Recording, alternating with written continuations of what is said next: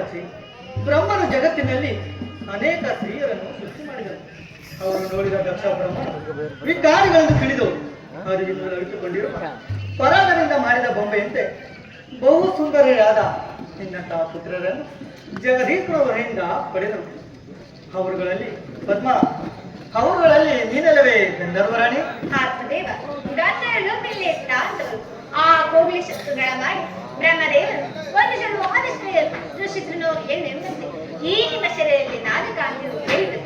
ಆದರೆ ದಕ್ಷತೆಯರಾದ ನಮ್ಮೆಲ್ಲರ ಕಲ್ಯಾಣವಾದಕ್ಕೆ ಆ ಚಂದ್ರದೇವರು ಇನ್ನುಳಿದ ಸಹೋದರ ರೋಹಿಣಿ ಒಬ್ಬಳನ್ನೇ ಅತಿ ಪ್ರೀತಿಯಿಂದ ಕಾಣುತ್ತಿರುವಂತೆ ಇದನ್ನು ಜಗತ್ತು ಪಾಪ. ಅವರಿಗಿಲ್ಲ ಪತಿ ಚಂದ್ರದೇವರ ಕಾರಣ ಚಂದ್ರಲೋಕದಲ್ಲಿ ಪದ್ಮ ಸತಿಯರ ಪ್ರೇಮವನ್ನು ಕೊನೆ ಮಾಡಿದ ಸಲುವಾಗಿ ನಿನ್ನ ಸೋದರಿಯ ಕಂಪನಿಯು ಚಂದ್ರಲೋಕದ ಅವರ ಮುಂದೆ ಹೇಳುವಾಗ ಆ ಚಂದ್ರನಿಗೂ ದುಷ್ಕಾಲ ಪದ್ಮ. ಆ ದುಷ್ಕಾಲ ನಾನದಲ್ಲಿ ಪತಿಯ ಪ್ರೇಮದ ಮಾನವಿಗೆ ಜಗತ್ತಿನ ಬೆಲೆ ಇಲ್ಲ. ಅಂತ ಪತಿಯ ಮನೆಯಲ್ಲಿ ವಾಸ ಮಾಡುವ ಮಾನವರ ಬಾಳು ಹಗಲು ವಾಸಿಗೆ ಸುಲುಕದಂತೆ ಸೂರ್ಯ ರೇಷ್ಮೆಗಳಿಗೆ ಕನ್ನಡಿಸಕ ಮೂಲಂತೆ ಅನಂತ ಅವರ ಶೃಂಗಾರಗಳ ದೇವರ ಗುಡಿಯಂತೆ ಕಮಲವಿಲ್ಲದ ಕೊಳದಂತೆ ಶಿವಭಕ್ತರ ಜೀವಿಗಳಂತೆ ನಿರತವಾಗಿ ನೀನೇಕೆ ಪಶ್ಚಾತ್ತಾಪ? ನಿನ್ನ ಸಹೋದರ ಭಾಗಕ್ಕಾಗಿ ಅವೆಲ್ಲ ಅವರವರ ಪೂರ್ವ ಕರ್ಮಾಂತ ವಿಶೇಷ ವಿಧಿಯಾಗಿರುವುದು.